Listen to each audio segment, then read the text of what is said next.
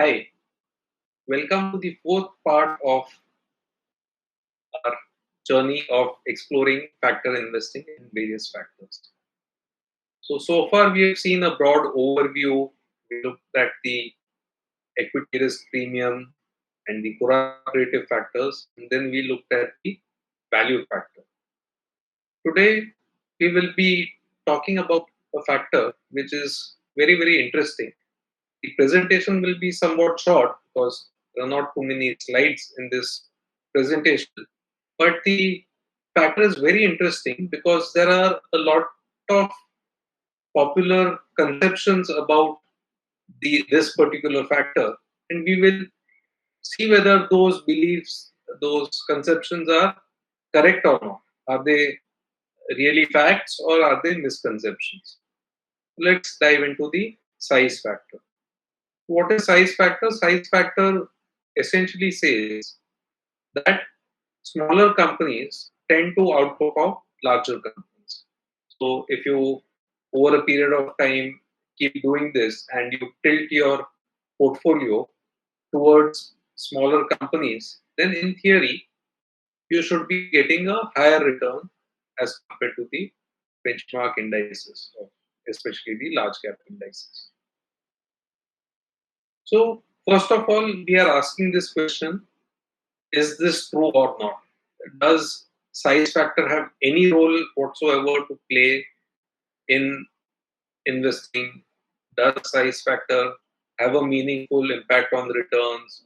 Is it beneficial to invest in smaller companies as compared to larger companies? Now, I will show a series of graphs, a series of plots, and we will look at the comparison of small cap indices in India, mid cap indices in India, and large cap indices in India.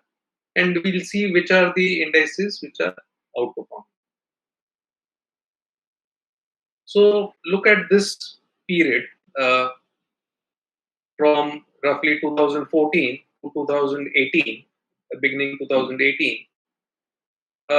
We are comparing Nifty, we are comparing NSE mid cap, and we are comparing the small cap index. So small cap index has gone up 156% in terms of returns. The mid cap has given 123% return, which is the middle light blue line. The line on top, which is the purple line, is the small cap return. Mid caps 123%, as I said, and large caps have given only 82%. So roughly, if you had invested in small caps as compared to large caps, you would have got double the return in this period. So looking at this graph, the answer may seem to be yes, that, oh yes, it's better to invest in smaller companies as compared to investing in larger companies. Now let's look at a different time frame. Let's look at 2018 to somewhere about end 2019, the next 2 years. Now here, the line on top is the Nifty. Nifty actually has given you a positive return of 7.89% in this period. The line in the middle is the mid cap index, the light blue one. Light blue one, when Nifty went up by about close to 8%, the light blue line came down by close to 15%. So it's giving minus 14.83. And the purple line, which is the small cap index, is giving minus 27.5. So if you looked at this particular period from 2018 to end 2019, so this period of about 2 years, then investing in small caps and mid caps seems to be a terrible idea. So what's the reality? Is reality the first part where small and mid caps significantly outperform, or is it the second part where small and mid caps significantly underperform? So let's look at a longer time horizon kind of graph. The same three indices again. Now we are looking at it over a 10-year period. This is from September 2009 to September 2019. This is a 10-year period, which is sufficiently long.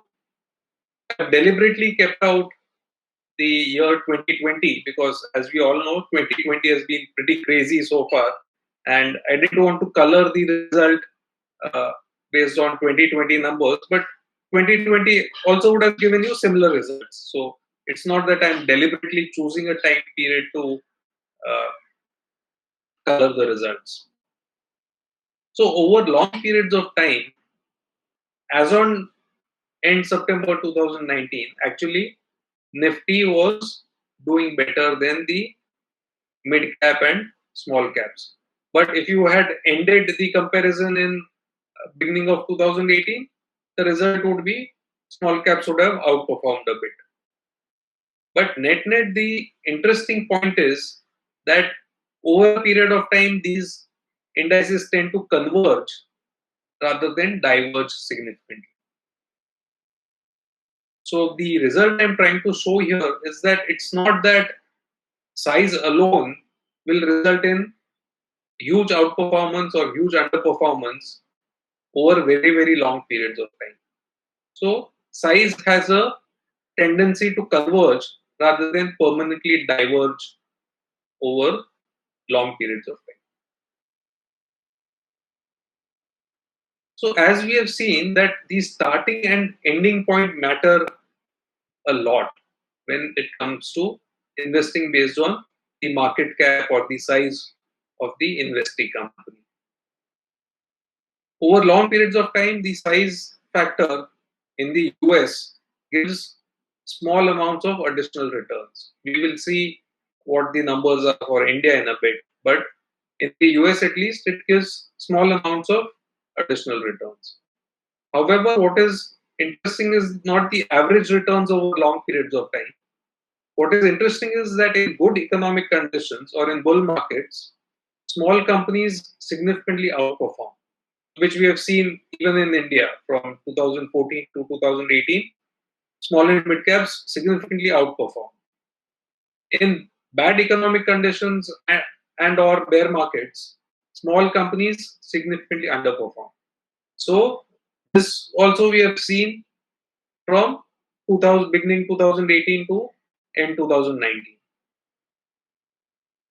So which way to tilt your investment portfolio depends on how you see the economic conditions and how you see the market environment. It's not that you permanently tilt size factor one way or the other.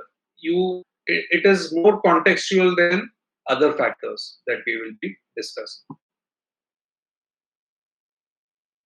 So the question arises, does the Indian data replicate the US data in terms of the fact that small companies tend to outperform larger companies over long periods of time?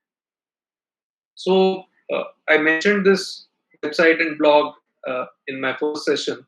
There's a wonderful site by Professor J.R. Verma and others, and the data is on IIM Ahmedabad website. So you can search for this, you can Google this up.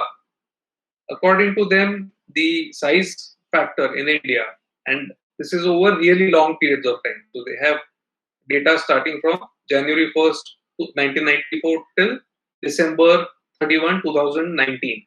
And they keep updating it quarterly. It's just that currently, because of COVID, etc., the site is not updated for 2020.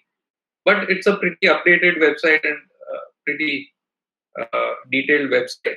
So, according to their study, the contribution of size factor in India is negative. So, what holds true for US does not hold true for India. So, in India, blindly buying small cap companies or mid cap companies versus buying large cap companies will not give you additional returns, and probably it will give you a small negative. So, uh, small cap investing, mid cap investing is not an automatic path towards great riches. That at least that's what the Indian data is showing. So why are we even discussing the size factors? I'll come to that. Remember this paper that we saw from AQR, and we discussed quality overlay and collaborative factors in one of our sessions. So, in the key to making money in small and mid caps is to control for quality or to eliminate junk. That is very, very important. So, while it's important for all the factors, as we have said, it's better to have high quality undervalued companies as compared to low quality undervalued companies, high quality companies with positive momentum as compared to low quality companies with positive momentum. But when it comes to small and mid cap investing, this is by far the most important thing to look at. You need to definitely combine quality with size, otherwise, you can be on the road towards failure. So, this paper is very interesting. You can look it up. The exact phrase you can Google. Size matters if you control your junk. It's a AQR paper. So remember that you can always have scams, even in large companies. So some of the names are well familiar to us. So even in large cap companies, you have Enron and Satyams happening. But as a proportion, meaning Satyam scandal is a one-off when we look at large companies. But in the small and mid caps, the proportion is far higher of scandals happening. So these things may be either of the three varieties. You may have outright frauds, may have stock price manipulation or earnings manipulation, or you may have very leveraged companies which go bankrupt. So you need to control for those factors, and only then you can hope to make a meaningful positive contribution from the size factor. Only then you can hope for outperformance. And once you eliminate those junky companies, actually research has shown that the size factor starts contributing very significantly. So this eliminating junky companies can be a purely quant process. So you can eliminate based on certain uh, ratios and indicators and things like that. But when you do that, when you run that kind of a filter, the performance results in there is a significant improvement in performance.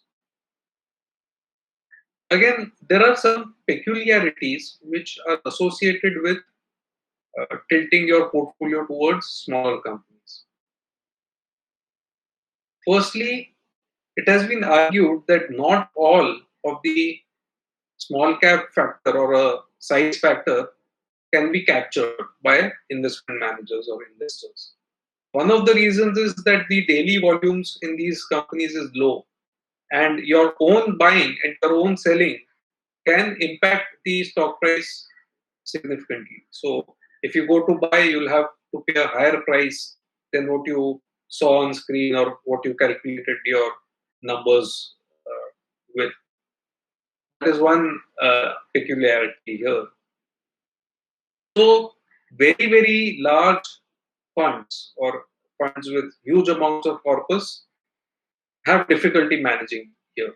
Again, size itself is not that big of hindrance. It's just that if you suddenly get a lot of inflows in a small cap fund or in a mid cap fund, and if you have to invest over a period of a month, then it becomes very, very difficult, and your impact cost could be very, very high. Your own buying will drive up the stock price, and once you have finished your buying, the price could collapse. So, uh, it's better to have a gradual flow of money in this space rather than have sudden big flow of money. And this is the reason that in the media you would have seen many of the mutual funds actually close their funds to fresh inflows in particular periods of time, because they have difficulty in terms of deploying that corpus in a ideal manner. The other peculiarity about small and mid caps is that there is very little information available on those companies. So media coverage is very, very poor. Uh, for a large cap company, you don't even need to go to their plant. Sometimes the documentaries are available on National Geographic or some of the TV channels or on YouTube and all of that. The media interviews of senior management and promoters is there. Books are written about them. So for large companies, information availability is not a challenge. Sometimes the challenge is you have far too much information available and you have to filter out the relevant information. But in smaller companies, sometimes nothing may be known beyond the annual report. So that is one thing to consider. And again, especially when you are controlling for frauds and things like that, you cannot rely on secondary data alone. Sometimes you may need to dig into some company law filings or do some on the ground work or use some alternative data to really clean up the investable universe. Again, a larger company will have management bandwidth. One person coming, going may not impact the operations too much. Whereas in smaller companies, the management and key person risk is very, very high. So sometimes things may look good, but when you invest, uh, someone leaves, and again, the impact on stocks may be very, very high. Again, exiting the company may involve a cost in terms of impact cost and so on. So, in a way, for institutional managers, uh, there's not much of difference between small cap investing in private equity because while the company is listed, but you have to look at it as if owning a business for a very long period of time. So you can't look to flip it very frequently or just enter and exit at will. So given all these peculiarities, the best time to invest in this space, in the small and mid cap space, is when the sellers are desperate and when there is panic in the market.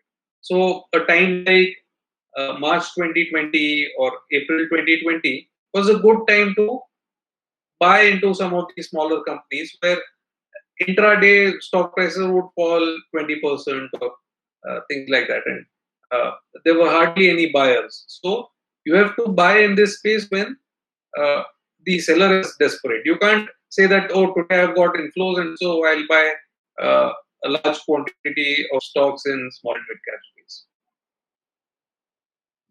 Again, this story keeps getting played again and again. And this is the essential pitch for launching small cap funds or inducing people to invest in small caps.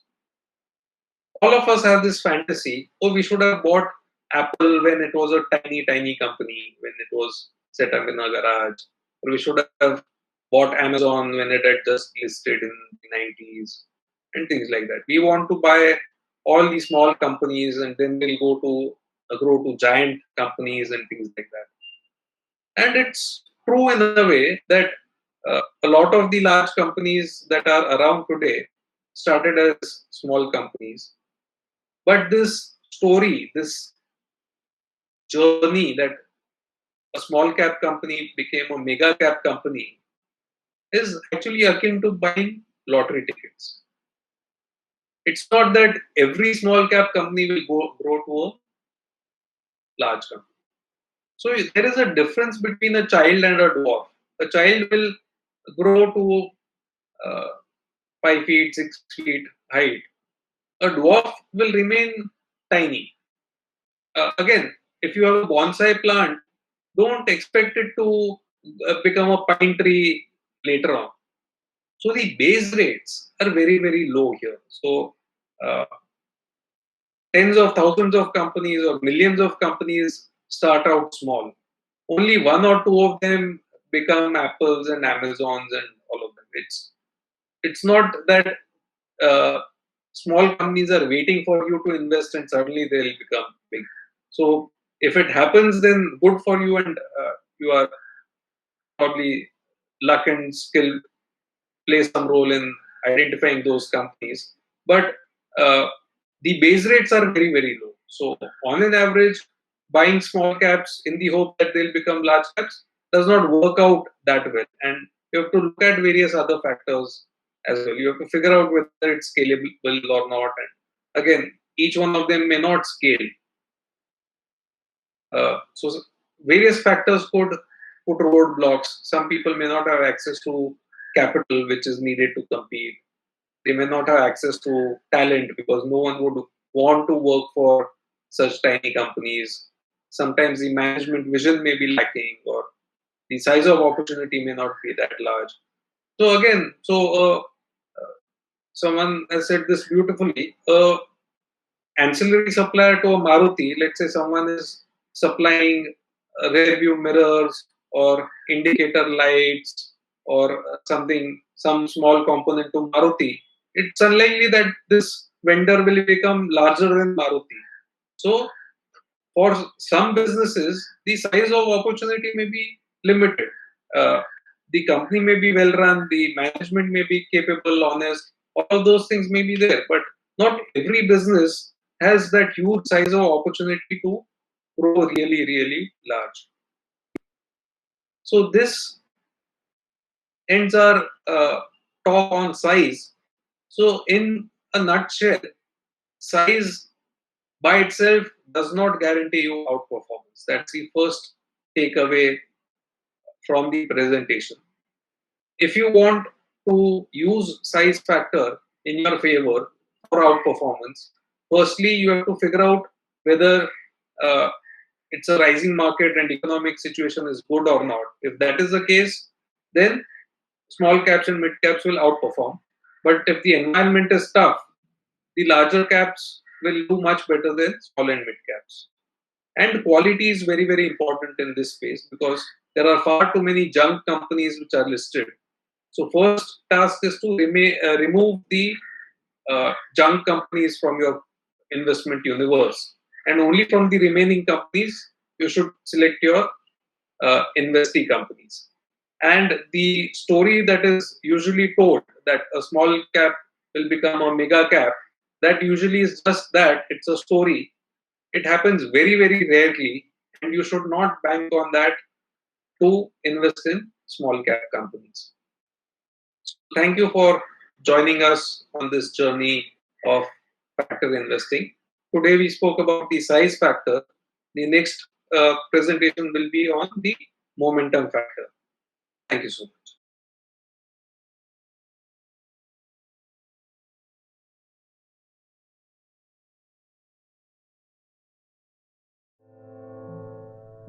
Whenever things got rough, I always remember what my father used to say. Running a business does test a man, my son. There are ups and downs, glorious highs, and sometimes a low that leaves you feeling defeated. The character of a man and the character of a business are not very different, are they? Yes. But when the chips are down, we must stand up, dust ourselves off, and motor on. Volatility. It's a funny thing. It makes you question yourself and wonder if you've made all the right decisions. Sure, you can question some of your decisions, but stay steadfast on your goals. Dad always said, there are no shortcuts and no quick profits. There are no free lunches, are there? There is only one right way. At PPFAS, we think like Rahul and his father. That volatility is a fact of running a business. And buying equity shares is like owning a part of that business. We use value investing principles to manage your money. This means we invest in the right businesses at reasonable prices and for a longer term. PPFAS Mutual Fund. There's only one right way. Mutual fund investments are subject to market risks. Read all scheme-related documents carefully. Mutual fund investments are subject to market risks. Read all scheme related documents carefully.